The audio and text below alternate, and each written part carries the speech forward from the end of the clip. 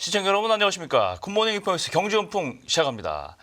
미국 내 최대 자동차 시장인 캘리포니아주에서 일론 머스크가 이끄는 전기차 업체 테슬라 판매량이 올해 1분기에 큰 폭으로 감소했습니다. 반면에 현대와 기아차는 약진한 것으로 나타났는데요. 미국의 관세 정책이 오락가락하는 가운데서도 현대차, 기아차는 주가는 그나마 선방을 하고 있습니다. 전기차 시장에 대한 각사의 대응도 유동적일 수밖에 없는데요. 유진투자증권 리서치센터 이재일 팀장 모시고 얘기 한번 알아보겠습니다. 어서 오십시오. 안녕하십니까. 매일매일 자동차 시장, 다른 산업도 마찬가지고 관세 정책 이후에는 뭐 여러 가지가 많이 매일매일 뉴스가 쏟아지고 있어요. 매일 얘기가 바뀌고 있어가지고 그렇죠. 정말 정신이 없는 것 같습니다. 대응도 해야 되고 또 새로운 거에도 또 나오고 또 대응해야 되고 또 계속 이게 계속 갈 것인가 이것도 의문이고. 그렇죠.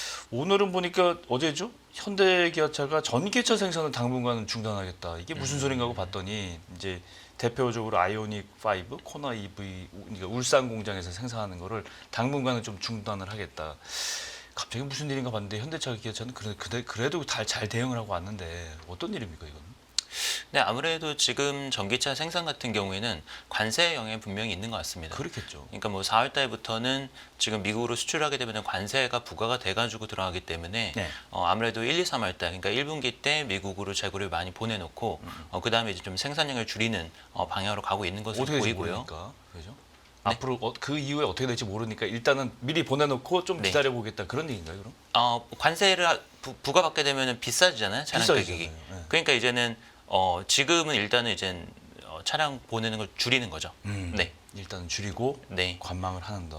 전략을 세워보겠다. 네, 종 전에 말씀드린 이제 캘리포니아 얘기를 보면 조금 상황을 알 수가 있는데 신차 딜러협회가 있는데 이 보고서를 냈는데 1, 3월 달 1분기죠. 1분기에 캘리포니아 내에서 테슬라 판매가 신차 등록 대수가 42,000대. 지난해 대비 15% 감소했다. 이렇게 나왔는데 자동차 판매가 한 지역에서 15% 연간 대비로 하락하는 거는 굉장히 큰 거잖아요. 그렇죠. 그렇죠. 근데 점유율도 당연히 11.6% 줄어들고 이게 무슨 뜻일까 싶은데요. 미국에서 사실은 캘리포니아주가 차지하는 비중이 굉장히 큽니다. 그러니까 전체 전기차 판매 거의 한 40% 정도가 캘리포니아주에서 판매가 되고 있고, 한 주에서만요. 네, 워낙 인구도 많기도 한데, 그렇겠죠. 그리고 가장 적극적으로 전기차가 보급이 이루어지는 주이기 때문에 가장 중요한 주라고 볼 수 있습니다. 그리고 옛날에는 지금은 텍사스로 본사를 옮기긴 했었는데 원래 테슬라의 본사가 이제 캘리포니아에 있었죠. 그래서 가장 중요한데 지금 여기서 판매량이 감소했다는 게 굉장히 좀 뼈아픈 부분일 것 같고요. 근데 이게 전체적으로 시장이 부진했기 때문에 테슬라 판매가 감소한 게 아니라 전체 판매는 증가를 했습니다. 전년비 한 7% 정도 증가를 했는데 테슬라만 이제 판매량이 역성장을 했다 이렇게 볼 수 있습니다. 원인을 보면은 첫 번째는 일단 정치적인 리스크. 그러니까 일론 머스크가 트럼프 행정부에 합류를 하고 나서 여러 가지로 좀 논란이 되는 정치적 행보들이 있었는데 예를 들어서 도지에 합류를 하고 나서 사람들을 대량으로 해고를 한다라든지 그렇죠. 아니면은 기본적으로 트럼프 행정부가 전기차에 대해서 우호적이지 않거든요. 근데 그렇죠. 거기에 이제 합류해가지고 정책을 펼치다 보니까 기본적으로 이제 전기차 애호가들 사이에서 많이 좀 인기가 떨어지는 모습이 있었던 것 같습니다. 그리고 두 번째는 테슬라 모델 5와에 대해서 좀 요즘 얘기들이 많이 나오고 있어요. 네. 그러니까 모델 Y가 곧 있으면 지금 모델 체인지가 되고 있기는 한데 그렇죠. 아직까지는 이제 원활하게 모델이 공급이 안 되고 있는 상황에서 신차가 안 나온다. 그렇죠. 신차가 없기 때문에 이제는 사람들이 테슬라 신차를 사야 되는데 살 게 없고 좀 이런 상황이다 보니까 경쟁자들한테 밀리면서 판매량이 이제 감소하는 모습이 나타나고 있습니다. 그게 이제 주가에서도 이렇게 나타나는데 여실히 나타나는데 뭐 테슬라 주가가 지금 보니까 241달러까지 최근에 좀 일주일간 뚝 떨어지고 있어요. 계속 떨어지고 있고 뭐 여러 가지 영향이 많겠지만 이 정치적인 영향이라는 게 저는 상당히 이게 참 의외다 싶은데 그럴 줄 알았는데 실제로 실제까지 반영될지는 몰랐어요. 이 민주당 계열 아닙니까? 캘리포니아 주 자체가. 그렇죠. 게다가 이제 미국인들이 실제로 일론 머스크를 어떻게 생각할지 이게 궁금하거든요. 그게 실제까지 연결된다는 게 굉장히 이게 정치적 리스크가 산업에도 영향을 미치는구나. 지금은 상당히 좀 리스크가 불거지고 있는 모습이고요. 네. 그러니까 이게 단순히 정치적인 것뿐만 아니라 아까 말씀드린 것처럼 도지에 합류해가지고 정부 예산도 대규모로 삭감을 하면서 사람들이 또 대량으로 해고를 했거든요. 그러니까. 그런 과정에서 당연히 이제는 반감이 좀 생길 수밖에 없고요. 네. 그리고 이제 그런 것들이 좀 표출되는 부분들을 보면은 이제 테슬라 차량에 대한 테러 행위라고 할 수 있는 좀 방화 같은 것들이 좀 많이 일어났어요. 그렇죠. 그래서 미국 내에서 미국에서 방화 사건이 일어나면서 트럼프 대통령이 테슬라에 대한 공격 행위는 이제 테러 행위로 규정하겠다라고 하면서 일당란되는 것처럼 보였지만 뭐 겉으로는 이제 수면 아래로 이제 방화나 이런 것들은 들어갔지만 실제로 이제는 반감이라든지 아니면 테슬라의 어떤 인기 하락 이런 부분들은 좀 내재가 돼 있다라고 봐야 될 것 같고요. 그렇죠. 그리고 이 정치 리스크가 단순히 이제 미국에만 국한되는 부분은 아닌 게 지금 보면은 유럽에서도 테슬라 차량에 대한 테러가 굉장히 좀 많습니다. 그래서 얼마 전에는 뭐 이탈리아에서 테슬라 쇼룸에 그 어떤 차량들이 이제 적재되어 있는 공간에 화재가 방화가 발생해가지고 아이고. 17대 정도가 차량이 손실된 경우도 있었고요. 예. 그리고 뭐 독일에서도 좀 지금 방화행위 같은 거 일어나고 있어가지고 굉장히 좀 이제 분위기가 좀 안 좋습니다. 그리고 이제 중국하고 유럽 같은 경우에도 미국하고 지금 무역 협상을 진행을 하고 있는데 상당히 좀 순조롭게 가고 있지 않거든요. 그래서 보이콧 US라고 해가지고 미국 제품들이나 미국산 브랜드에 대한 어떤 불매 운동 이런 것들이 불거지면서 앞으로 이제 더 이제 판매가 유럽하고 중국에서 어려지지 않을까라고 하는 우려들도 지금 많이 대두가 되고 있습니다. 당연히 보이콧 USA를 할 줄 알았는데 이렇게 네. 강행한다는 게 저는 참 모든 사람들이 의아한 그런 상황인데 캘리포니아에서 통계를 보니까 신차 1분기에 신차 등록 대수는 늘었어요. 1년 네. 전보다 8.3% 늘었는데 테슬라는 이게 많이 감소했단 말이죠. 확실히 이제 테슬라에 대한 반감이 있는 거고. 대신 이제 하이브리드 차량 판매가 늘어나면서 하이브리드가 캘리포니아에서 차지하는 점유율이 17.9%까지 올라갔다. 전기차 퇴보하고 하이브리드 올라가고 추세적으로 볼 수 있을지 이거 모르겠는데요. 지금 1분기 판매가 상당히 굉장히 좀 어떻게 보면은 특이점이 많았던 분기인데 네. 사실 3월 달에 굉장히 판매가 많이 일어났습니다. 그러니까 1, 2, 3월 달을 놓고 봤었을 때 3월 달에 판매가 몰렸는데 네. 사실 4월부터 이제 관세 부과가 시행이 되는 달이었었잖아요. 그러다 보니까 미국 소비자들이 관세 부과되면 가격이 오르니까 미리 이젠 차를 사자라고 해서 3월 3주차, 4주차 때 굉장히 폭발적으로 수요가 많이 올라왔습니다. 예. 그래서 1, 2월 달은 그냥 평년 수준이었었는데 3월 달 같은 경우에는 뭐 전년 대비해서 두 자릿수 판매 증가가 미국 전역에서 이제 이러한 모습이 나타났고 아마도 이번 1분기 때에도 정차 판매량이 3월 달에 굉장히 많이 집중되지 않았을까 이렇게 좀 생각이 됩니다. 그래서 지금 관세 부과에 대한 어떤 불확실성 그리고 전기차 보조금도 뭐 시간 지나면 안 날 수도 있고 하는 거다 보니까 거기에 대해서 이제 소비자들이 불안감을 느끼면서 좀 그렇죠. 선수요들이 많이 발생을 하고 있는 점이 분명히 있고요. 그리고 지금 다른 오토메이커들 같은 경우에도 사실 현대기아차 입장에서 지금 보면은 그런 정책적인 불확실성이 언제 해소될지 모르니까 네. 미리 이제 차량을 좀 판매를 해놓는 게 유리하거든요. 그러다 보니까 판촉 활동도 강화를 하고 뭐 인센티브도 늘리고 뭐 이런 활동들이 좀 1분기 때 있었습니다. 그래서 이런 것들이 좀 굉장히 복합적으로 작용을 하면서 사실 뭐 미국뿐만 아니라 전 세계적으로 정차 판매가 좀 1분기 때 상당히 좋았었고 지금 이게 지속력이 있느냐 없느냐에 대해서는 약간 좀 논란이 있는 그런 상황인 것 같습니다. 일단은 말씀 들어보니까 가격 오르기 전에 미리 네. 사는 선구매한 그런 측면이 좀 있다. 그게 굉장히 강했었죠. 3월 그렇죠. 달에. 그럼에도 불구하고 앞서 말씀드린 대로 테슬라는 캘리포니아에서 1분기에 15% 넘게 줄었는데 현대기아차는 보니까 30%, 25% 각각 늘었어요. 네. 2만 1,000대, 2만 3,000대. 모델별로 어떤 게 잘 나갔습니까? 지금 현대차가 이제 메타플랜트 조자 공장이 가동을 시작을 했습니다. 그래서 이게 풀 가동은 아닌데 올해 연초부터 아이오닉 5가 일부 생산이 돼가지고 미국 시장에 공급이 되기 시작을 했기 때문에 거기에서 이제 정차 판매량이 늘어난 부분이 있거든요. 예. 그래서 아이오닉 5가 이제 좀 많이 늘어났고 그리고 기아 같은 경우는 EV9이죠. EV9 같은 경우도 미국 시장에 투입되면서 이제 또 판매가 되기 시작을 했기 때문에 이런 EV 신차 모델들 출시 효과들 이런 것들이 겹치면서 판매가 늘어났고요. 그리고 현대기아차 입장에서 아까 말씀드린 것처럼 연초에 미리 많이 팔아두는 게 사실은 환경 규제를 맞추는데 또 유리하죠. 그렇죠. 왜냐하면 하반기 됐었을 때 이제는 뒤늦게 이제는 정차 판매를 늘리려고 하면은 그때 되면 다들 환경 규제 때문에 이제는 굉장히 또 마음이 급하거든요. 뭐 경쟁도 심하고 뭐 판촉 활동도 많이 일어나고 하니까 연초부터 이제는 꾸준하게 이제는 전략을 가져갔었던 게 주요했던 걸로 보입니다. 일단은 유예가 이제 90일 유예가 돼서 좀 시간을 벌어놓은 상태긴 한데 여름부터는 이게 유예가 더 유예되지 않으면 25% 관세 붙고 조지아 공장이 미국 내에서 생산하는 건 사실은 뭐 그 영향에서 벗어날 수 있는데 나머지는 이제 다 영향을 받게 될 거란 말이죠. 그럼 가격 인상이 불가피할 거고 모델별로 다 또 이제 얼마나 가격을 올려받아야 되느냐 이것도 이제 계산을 많이 하고 있거든요. 이게 국가별 관세랑 품목 관세랑 다르게 적용되고 있습니다. 지금. 네. 그래서 지금 말씀하신 관세 유예는 국가별 관세가 유예가 된 부분. 하지만 그래도 불구하고 10%가 남아 있죠. 그렇죠. 그래서 10% 관세되고 이제는 추가 관세만 해서 지금 유예가 되고 있는 부분이고요.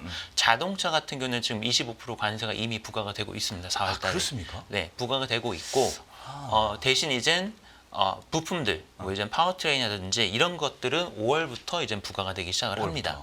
네, 그래서 이미 자동차 같은 경우는 완성차는 이제 부과가 되고 있기 때문에 이 부분에서 사실은 비용 증가 요인이 이미 좀 발생을 하고 있고요. 그래서 완성차 업체들이 지금 대응을 하려고 하고 있거든요. 그래서 결국에는 가격을 올려야 되는데 이전에 보내놨었던 미국 시장 재고가 한 2개월에서 3개월 정도 있습니다. 그건 괜찮겠네요. 관세 부과 전에 간 물량이 한 2개월, 3개월 정도 있으니까 그 기간 동안은 가격을 올리지 않겠다라고 해서 대부분의 업체들이 한 5월 달까지는 뭐 기다려줄 수 있다. 뭐 이 정도 입장이고 6월이나 그 이후까지도 관세 문제가 해결이 안 된다라고 하면은 그때부터는 가격 인상을 하겠다라는 거거든요. 그래서 지금 대부분 관세 인상 시한들을 보면은 5월이나 6월 달 이때부터는 이제 가격 인상이 일어나기 시작을 하지 않을까라고 생각이 됩니다. 전 이 부분 좀 이해가 안 가는데 포드 자동차 같은 경우는 미국에서 이제 제조를 할 거 아니에요? 네. 근데 이거를 만약에 관세가 인상이 조정이 안 되면 네. 가격을 이제 올리겠다. 6월 네. 말부터는 소비자 가격 인상하겠다. 네. 그러면 이제 포드가 올리기 시작하면 다른 데도 따라서 다 같이 올릴 수밖에 없는 그렇죠. 그런 상황이 되는데 네. 포드가 이렇게 치고 나가는 이유가 아까 말씀드린 것처럼 지금 4월 달에 완성차 관세는 부과가 되고 있고요. 부품 관세는 5월 달부터 이제 적용이 되는데 부품 수입이 가격이 오르는 영향이 있군요. 그렇죠. 포드 입장에선 사실은 대부분의 완성차를 미국 내에서 생산하기 때문에 그렇죠. 완성차 관세는 사실 괜찮아. 뭐 상관이 없고요. 근데 부품 관세는 영향이 있거든요. 왜냐하면은 미국 내에서 생산되는 차량들이 미국 내에서 다 부품을 소싱하는 게 아닙니다. 그렇죠. 전 세계에서 다 받아오거든요. 그 영향을 반영한다는 거군요. 근데 그게 이제는 만약에 관세가 붙기 시작을 하면은 뭐 그로 인해서 올라가는 가격이 대략 뭐 $5,000 내외 정도 된다라고 해요. 평균적으로. 그러면 지금 미국 신작 가격이 $50,000 조금 안 되기 때문에 네. 전반적으로 한 10% 정도 가격 인상 요인이 발생을 하게 되는 겁니다. 이게 수입이 아니라 그냥 미국 내에서 생산을 한다 하더라도. 해도. 네. 그렇기 때문에 포드나 GM처럼 미국 로컬 업체들도 미국 내에 생산하는 것도 10% 정도는 이제 가격 인상이 있을 수밖에 없다라고 봐야 될 것 같고요. 뭐 이제 다른 업체들은 25% 관세 부과되기 때문에 뭐 그것보다 더 많은 압박을 가격 인상 압력을 좀 받게 될 것 같습니다. 그렇죠. 그러니까 세계에서 지금 오랫동안 이 조립이라든가 완성차, 자동차만 봐도 글로벌 공급 체인이 굉장히 정밀하게 짜여 있는데 이걸 네. 일괄적으로 규제를 하다 보니까 여기저기서 이제 문제가 많이 나오는 거잖아요. 이거를 정밀하게 미국이 파악을 하고 이제 관세를 부과했느냐? 그게 아니란 말이에요. 그러니까 우리가 모르는 문제들이 계속 나올 수 있다는 게 그게 문제인 것 같습니다. 제가 보기에는. 그러니까 원래는 관세를 좀 유예를 해줄 걸로 생각을 했는데 근데 이걸로 인해서 부작용이 굉장히 심하고 사실 공장을 옮긴다라고 하는 거는 절대 단계될 수가 없거든요. 그렇죠. 최소 뭐 시간이 몇 년은 걸리는 일인데 이거를 그냥 관세를 강행하겠다라고 하는 거는 그 가격 인상분을 그냥 소비자한테 전가를 한다라는 거고 그러면 미국 내 인플레이션으로 이어질 수밖에 없는 부분이기 때문에 이거를 강행할 리는 없다라고 생각을 했는데 아직까지도 이제 거기에 대해서 명확하게 해결책이 안 나오다 보니까 굉장히 그게 좀 지금 답답한 상황인 것 같습니다. 그 말씀대로 1분기에는 미리 땡겨서 이제 구매를 했기 때문에 관세가 부과가 실제로 되면 네. 자동차 판매가 확실하게 둔화될 것으로 보이고 그러면 네. 실적 전망도 다 바꿔야 되는 거 아니에요, 이제? 그러니까 지금 상황을 보면은 오히려 사실 1분기까지는 나쁠 게 없어요. 왜냐하면 그때는 소비도 좀 선수요 때는 활발했고 그리고 수출이나 수입 같은 경우에도 관세 전에 미리 빨리빨리 하자라고 하면서 활동들이 굉장히 활발하게 일어났거든요. 근데 그러면 이제 2분기부터는 이제 공백기가 생기기 시작을 하는 거죠. 네. 갑자기 이제 꺾이기 시작을 할 거니까 이제는 1분기는 잘 버텼는데 2분기 때부터 관세 부과의 부작용이 이제 본격적으로 나타날 것이다. 이렇게 지금 볼 수 있을 것 같습니다. 그래도 이제 기술과 가격 경쟁력을 갖추고 이제 나가야지 실적을 이제 보장할 수가 있는 건데 공교롭게도 지금 타이밍에 이 오토쇼 뉴욕 오토쇼 굉장히 큰 오토쇼 아닙니까? 네, 이제 그렇죠. 어제부터 열리기 시작한 것 같은데. 네. 이거 팰리세이드가 여기서 이제 SUV죠. 이거 현대가 이거를 신형 모델을 이제 출시를 해서 이제 공개를 했거든요. 어떻게 보셨습니까? 팰리세이드 현대차의 굉장히 중요한 모델이죠. 어떻게 보면 SUV에서 가장 최상위, 그러겠죠. 뭐 제네시스 제외하고는 가장 이제 비싼 고가 모델이기 때문에 굉장히 중요한 모델이고 국내에서도 이제는 신차 반응이 나쁘진 않습니다. 뭐 아주 폭발적이진 않은데 오히려 이제 내연기관차보다는 좀 하이브리드 쪽으로 관심들이 좀 많이 화면에 쏠리고 나오네요. 있는 것 같습니다. 네, 디자인이 많이 바뀌었네요. 네, 그렇죠. 약간 굉장히 좀 패밀리 룩으로. 좀 파격적으로 좀 바뀌어가지고 좀 호불호는 좀 있는 것 같습니다. 뭐 이제 디자인에 있어서는. 근데 이제 하이브리드 차량이 나오기 시작을 하거든요. 그러니까 현대차가 보면은 현대기아차가 옛날에는 저런 뭐 팰리세이드나 이런 대형 SUV급에는 하이브리드 모델이 안 들어갔었어요. 없었는데 이제는 하이브리드 모델이 들어가기 시작을 합니다. 그래서 팰리세이드 하이브리드에 대한 기대감이 지금 굉장히 높고 거의 뭐 신차에 대한 수요도 보면은 내연기관차가 한 30%면은 하이브리드 한 70% 정도로 하이브리드에 대한 인기가 지금 굉장히 쏠리고 있습니다. 살짝 말씀하셨는데 호불호가 있습니까? 제가 보기 되게 네. 좋은데 디자인이. 그 뭐 개인차가 있는데 물론 그렇죠. 네. 네, 지금 뭐 이제 디자인에 대해서 뭐 기존 모델 대비해서 뭐 더 좋아졌다라고 보시는 분들도 있고 아니면 좀 옛날 모델 대비해서 뭐 그렇게 뭐 좀 오히려 옛날 게 더 나은 것 같다. 뭐 좀 이런 의견도 있고 좀 엇갈리는 것 같습니다. 약간 레인지로버 비슷한 그런 풍으로 좀 바뀐 거 아닌가 싶은데. 그런 부분도 그렇죠. 좀 있네요. 1분기 현대차, 기아차 1분기 실적이 24, 25 다음 주에 나옵니까? 네. 어떻게 보세요? 지금 1분기 때를 놓고 봤었을 때는 사실 판매도 나쁘지 않았고 아까 말씀드린 것처럼 1분기 때는 사실은 관세 영향이 없었거든요. 관세 영향이 없었고 그리고 오히려 관세 직전에 이제 선수가 좀 발생한 부분도 있었고요. 예. 그리고 환율이 굉장히 좋았었죠. 1,400원 초중반 정도의 그렇죠. 평균 환율이 유지가 되면서 환율 조건이 좋았기 때문에 이제 1분기 실적에 대해서는 크게 우려할 부분은 없다라고 생각이 됩니다. 다만 이제 조금 이제 변수를 감안해야 되는 거는 저희가 이제 이렇게 경제나 어떤 대외 불확실성이 굉장히 큰 상황에서는 보수적인 어떤 비용 집행이나 좀 회계를 반영하는 경우가 많아요. 그러니까 앞으로 이제 안 좋아질 부분들을 미리 이제 대비를 하는 거죠. 그렇죠. 그렇기 때문에 약간 좀 이런 보수적인 회계적인 어떤 뭐 충당금이라든지 이런 부분들을 좀 보수적으로 반영할 가능성에 대해서는 좀 염두에 둘 필요가 있을 것 같고요. 그리고 2분기 때부터가 본 게임이기 때문에 사실은 1분기 실적이 좋다라고 해도 그거를 너무 이제 환호하기가 좀 애매해요. 그러니까 1분기 실적 좋지만 하지만 2분기 때부터 지금 관세 영향 본격화되는데 라고 하면서 사실은 실적 주가에는 좀 잘 반영이 안 될 가능성이 높습니다. 그렇기 때문에 지금은 여전히 사실은 키는 관세다. 앞으로가 중요하지. 사실 1분기 때는 좀 관세 전이기 때문에 좀 실적이 그렇게까지 중요하지는 않지 않을까라고 생각이 됩니다. 근데 하필 지금 시장 컨센서스는 합산 70조에 1분기 기준 역대 최대 매출 이거 기대하고 있어요, 사실은. 이거 잘 기대해도 나오는데 네. 잘 나오는데 이게 말씀하신 대로 큰 네. 의미가 근데 이제 그러면 2분기는 어떻게 되는 거야라고 그러니까. 분명히 이제 질문을 할 거고 맞아요. 그렇기 때문에 관세가 그러면은 이제 25% 때릴 건데 그러면 이제 2분기 때부터 꺾이는 거 아니야라고 하면은 또 이제 상황이 굉장히 복잡해지죠. 그렇기 때문에 지금은 뭐니 해도 어떤 무역 협상이 원활하게 잘 풀리는 게 가장 핵심이지 않나라고 생각이 됩니다. 그렇죠. 자동차는 그렇고 최근에 이제 현대차 그룹에서 이제 히트치고 있는 게 이 휴머노이드 로봇 네. 이걸 활용한 자동화 공정의 진화 이런 그렇죠. 게 굉장히 혁신적이거든요. 네. 미국에서 이제 특히 이루어지고 있고 보스턴 다이내믹스를 이제 이게 현대차 그룹의 이거 만드는 회사잖아요. 그렇죠. 아틀라스. 아틀라스라고 하는 예. 네. 제가 그래서 휴머노이드 로봇이죠. 봤더니 이제 뭐 거의 사람 모양 비슷하게 이제 해서 우리가 공상 과학 영화에서 봤던 그런 네. 그런 모습인데 이제 이것도 보니까 모델 1이 있었고 이제 시즌 2라 그래서 또 이제 또 업그레이드된 모델이 나왔는데 이 굉장히 사람처럼 모든 그 공정에 참여를 해서 점검을 하고 뭐 이렇게 네. 주로 점검을 하는 거더라고 보니까죠. 네. 운반도 살짝 하지만 네. 직접 보셨죠. 최근에 나온 어떤 그 최신 모델을 봤었던 건 아니고 이전 세대 모델을 시연해 보기는 봤어요. 어땠습니까? 일단은 그 보스턴 다이나믹스가 정말 이제 다이나믹한 어떤 로봇의 동작이나 이런 것들을 잘 구현한 업체는 맞는 것 같습니다. 그래서 그런 것들은 굉장히 좀 인상 깊게 봤었고요. 근데 제가 봤었던 모델 같은 경우에는 이 어떤 정교한 손의 움직임이 그때는 구현이 안 됐었거든요. 근데 어떤 물건을 옮긴다라든지 어떤 뭐 테스트를 한다라든지 사람처럼 작업을 하려면 손이 굉장히 중요한데 지금 화면에 나오고 있네요. 저건 네. 최신 모델일 거예요, 그죠?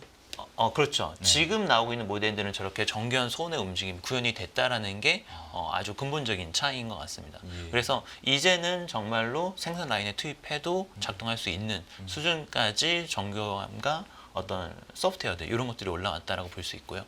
옛날에는 이제 막 덤블링 동고 이런 것들은 다 그렇죠. 전체적인 어떤 몸의 이제 움직임이고 이제는 손을 굉장히 좀 정교하게 활용할 수 있게 업그레이드된 게 정말 인상 깊은 것 같습니다. 그렇군요. 그러면 이게 3세대, 4세대 가면 훨씬 사람만 거의 비슷하게 숙련된 기술자처럼 활동하는 날이 오겠네요. 금방. 그렇죠. 이제 사람이 하는 거를 정말로 대체할 수 있는 수준까지 올라오는데 예. 근데 이제는 뭐 여러 가지 그래도 조건들이 있겠죠. 뭐 가격도 이제는 단가도 내려가야 되고 그렇죠. 뭐 이제는 뭐 어느 정도까지 정밀하게 정확도 높게 작업을 수행할 수 있는가 이런 것들을 좀 조절해야 되겠지만 기본적인 틀 자체는 이미 사람을 대체할 수 있는 정도까지 올라온 것 같습니다. 그렇군요. 저기 국내는 아직 적용이 안 되고 있죠. 아직까지는 뭐 이제 직접 현장에 투입되고 있지는 않고요. 단가 말씀하셨는데 네. 가격이 진짜 궁금했거든요. 이게 네. 찾아볼 수가 없더라고 보니까. 근데 사실 이런 초기 모델들 같은 경우에는 일단 당연히 비싸죠? 저희가 제조 원가 자체는 대량 생산해야지 내려가는 거지 그렇지. 이렇게 그냥 모델들 한두 개만 만들어서는 엄청나게 비쌀 수밖에 없습니다. 그렇지. 억 단위겠죠. 그렇기 네. 때문에 지금은 이제 단가를 논하는 건 좀 어려운데 뭐 테슬라 같은 경우에는 만약에 이거를 대량 생산하게 되면은 뭐 2천만 원, 3천만 원, 뭐 이 정도로도 생산할 수 있다라고 얘기하기 때문에 그렇게 저렴하게 생산한다고요? 대량 생산을 하게 생산하면? 되면은 그러면은 이제는 뭐 사실 사람 쓰는 것보다 훨씬 싼 가격에 휴머노이드 로봇을 아이고, 보급하는 거니까. 이거는 약간 또 이제 또 노동 문제, 사회 문제가 될 수 있는 소지가 좀 있겠네요. 하지만 근데 이제 생산하는 거랑 또 생산하는 운영하는 거랑 또 다르죠. 왜냐면은 계속 배터리 충전해줘야 되고 뭐 메인테넌스 필요하고 하니까 그렇죠. 실제 운영 코스트는 올라가겠지만 그래도 사람을 쓰는 것보다 훨씬 싸다. 특히나 미국처럼 인건비가 비싼 국가에서는 저 로봇을 앞으로 많이 사용할 수밖에 없다. 뭐 전 세계에서 다 이제 미국에 와서 공장 지으라는 거잖아요. 트럼프 얘기는. 그러면 이거 인건비가 감당이 안 되니까 로봇을 쓸 수밖에 없다라고 사람들이 생각을 하는 거죠. 그렇죠. 이게 또 경쟁도 있을 거 아니에요. 휴머노이드는 또 그죠? 제가 그렇죠. 보니까 옵티머스 로봇 공장 테슬라가 옵티머스 로봇인가요? 네, 그렇죠. BMW가 피규어 시리즈, 피규어 O2 이렇게 부르는 것 같고 중국도 뭐 당연히 네. 유비테크 로보틱스가 유명한데 워커 S 뭐 이런 모델이 있더라고요. 이거 한번 나중에 쫙 한번 비교를 한번 해보고 싶은데 한번 그 나중에 그쵸. 한번 자료가 있으면 한번 네. 그것도 좀 한번 봤으면 좋겠다는 생각이 드네요. 마지막으로 현대차 완성차도 그렇지만은 자동차 부품주도 이제 앞으로 이제 여러 가지 도전에 직면할 거고 네. 2분기의 전체적인 자동차 관련주의 흐름 정리를 좀 해주신다면요. 그래서 뭐 아까 말씀드린 것처럼 5월부터는 이제 부품들도 관세 부과가 되기 때문에 이때부터는 상당히 또 복잡해지는 부분이 있을 것 같습니다. 네. 왜냐하면은 부품사들이 직접 직수출하는 경우는 많지 않기 때문에 그렇죠. 뭐 관세가 크진 않겠지만 그렇다 하더라도 그게 사실은 뭐 몇백억에서 많게는 뭐 천억 이상 이렇게 되는 부품사들이 분명히 있거든요. 그래서 요거에 또 손익 영향을 저희가 또 감안할 필요가 있을 것 같고요. 그리고 지금 USMCA 같은 경우도 멕시코나 캐나다에서 생산되는 부품들이 미국으로 들어가는 거는 관세 유예가 되고 있거든요. 네. 아예 이제는 관세를 안 받고 있는데 이거를 또 연장해 줄 거냐 안 해줄 거냐에 따라서 지금 멕시코에 생산 기지 가지고 있는 국내 부품사들 그리고 기아 멕시코 공장 가동률이 어떻게 될 거냐 이런 것들이 또 많이 좌우가 됩니다. 그러다 보니까 여전히 아까 말씀드린 것처럼 키는 무역 협상, 요 관세 부과를 어떻게 좀 유예를 받고 그리고 궁극적으로는 어떻게 좀 없앨 건가, 요 부분이 이제 좀 핵심이다라고 봐야 될 것 같고요. 국내에서 중요하게 봐야 되는 지역은 일단은 멕시코가 있습니다. 기아 멕시코 공장이 있고 거기에 다수의 국내 부품사들이 진출해 있기 때문에 여기를 봐야 되고요. 그리고 국내 같은 경우에도 5월부터는 미국 수출, 뭐 엔진이라든지 파워트레인 이런 것들이 관세 부과 대상이 되기 때문에 요게 이제는 그 전에 해결이 되느냐 안 되느냐. 에 따라서 부품사도 좀 희비가 엇갈릴 것 같습니다. 그렇군요. 복잡합니다. 네. 여러 가지 변수가 많은데 다음에도 계속 좀 분석을 해주시기 바라고요. 오늘 유진투자증권 이재일 팀장님 모시고 전기차와 관세 그리고 완성차들의 동향들 알아봤습니다. 고맙습니다.